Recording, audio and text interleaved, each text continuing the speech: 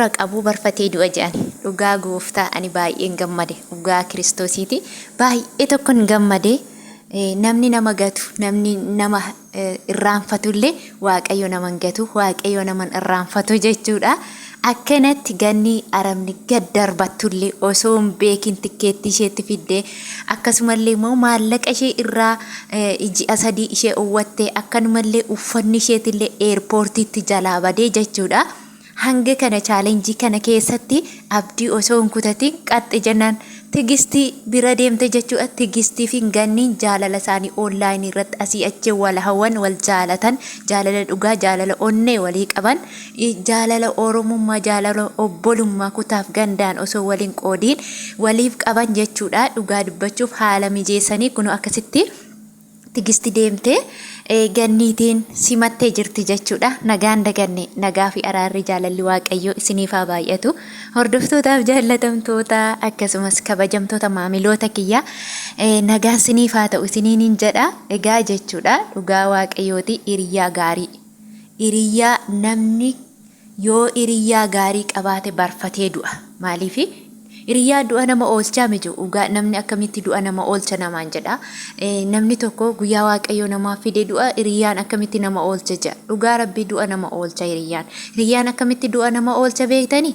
Wantoota yeroo cinqii lubbuun kee ba'uu geessutti cinqii kee sana sirraa hirmaata jechuudha. Rakkina kee sirraa hirmaata jechuudha.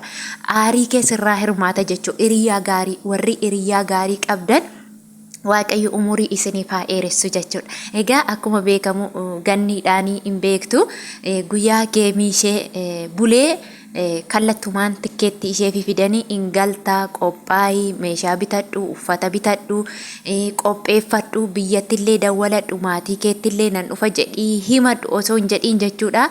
Tikkeetti harkaan isheetiin geessisan jechuudha. Isumayyuu immoo haa ta'u malee akka isheen maallaqa ishee fudhattullee hin taane egaa chaalenjii baay'ee keessa dadhabbii baay'ee waa hedduu keessa dabarte Ganniin nama cimtee biyya Arabaa keessa keessumaa biyya Beeruut keessa turtee biyya Beeruut irraa immoo sababa biyya sanatti rakkinni uumamee lolli adda addaa ka'uudhaan Beeruut irraa ikoonomiin dhibe jedhan madaamiin ishee kabajaan ishee galchite.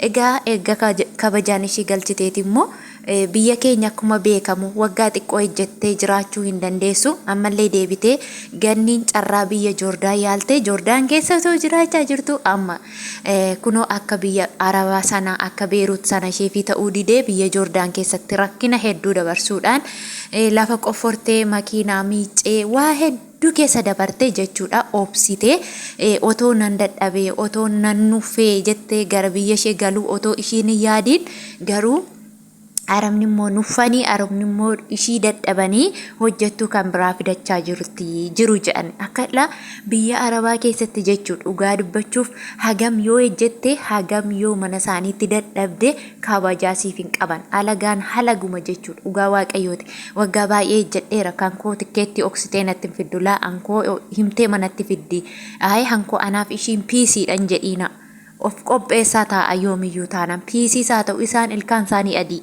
Ilkaan sitti addeessu garaan isaanii keessa immoo lapheen isaanii immoo gurraacha jechuudha. Arrabni isaanii immoo summii qaba jechuudha. Kanaafiyyuu yoomiyyuu taanaan meeshaa keessan qophooftanii qopheeffattanii taa'uu qabdu jechuudha. Namoonni akka Gannii kanaa carraa hin qabne yoo akkam taana fakkeenyatu akka ammaa otoo an amma tikkeetti otoo an hin beekin battalanatti fidanii dhugaa dubbachuuf gara deemu tokkollee hin qabu. Nam tokkollee maqaa Ganniin feemesii taateetti feemesiidha online irraan beekamti namoota obbiraa qabdi nu walii obbiraa hin qabne eessaana kallatti maatii keenya bira galla jechuudha. Kanaaf jennaan yoomirree reedii qophooftanii taa'uu qabdu jechuudha. Kanaaf akka tikkeetti yeroo isinitti dhufu otoo galma keessan yaadiin dura isinitti fiduu danda'u. Dogoggorri tokko sekendii daqiiqaa keessatti namatti dhufuu dandeessi. Sabrii yookiin obsa siin laatan jechuudha. Kanaaf ofii kee of qopheessitee taa'uu qabda jechuudha. Akka Gannii kana tikkeettiin nu dhufe biyya Arabaarra gara biyya Arabaatti dabarra otoo hin taane qaxxi jenneeti gara biyya keenyaa galla nuti immoo jechuudha. Ganniin tokkoffaa eebba qabdi. Maaliif eebba qabdi? Ijoollee baay'ee wajjiniin imimmaan ishee angalaasaa turte. Ijoollee baay'ee du'a jalaa oolchaa turte. Ijoollee baay'eef sagalee ta'aa turte. Egaa yoo ati gaarii ejjette gaafa gaarii ejjetan immoo gaariitu namaa ta'a jechuudha. Kanaafiyyuu isheen sababa sagalee qabduuf sababa online irratti beekamtuu fi hiriiyyaa gaariillee waan qabduuf gara biyya Arabaa deemte ammallee carraa hojjechuu akkasumallee carraa ispoonsiraat argatteetiin jirti jechuudha.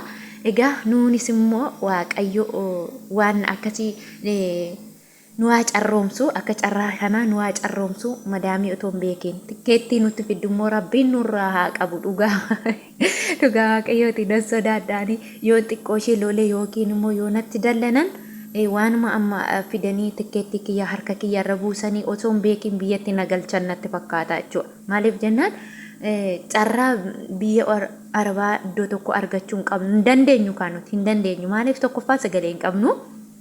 Lammaffaa namni ispoonsara nuu ta'utu hin jiru.